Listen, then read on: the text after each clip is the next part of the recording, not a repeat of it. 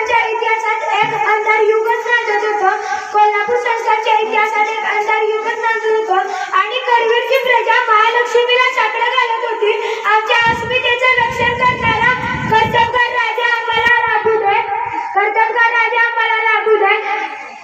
कोल्हापूरची महालक्ष्मी आणि डोंगरावरचा ज्योतिबानं प्रजेच्या हृदयाच्या आकांक्षा आणि छत्रपती राजश्री शाहू महाराज कोल्हापूर संस्थानचे छत्रपती झाले.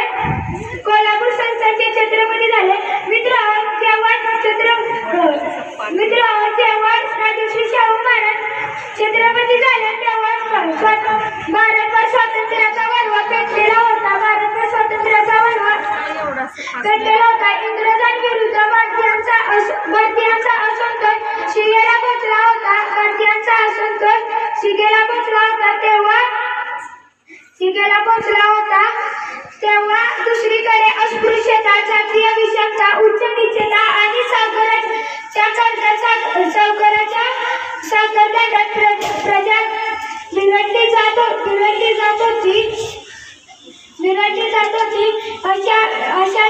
अशी हृदयी पिळवून टाकणारी परिस्थिती पाहून राजश्री शाहू महाराज गहिवरून गेले. अशा प्रजेसाठी गहिवरून जाणारा राजा मनाने तेवढाच कणखर, खंबीर आणि करारी होता.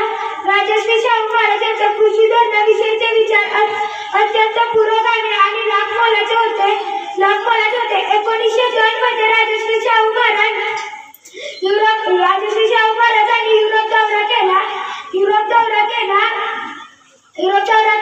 त्यांनी तेथील प्रगती पाहून ते प्रभावित झाले.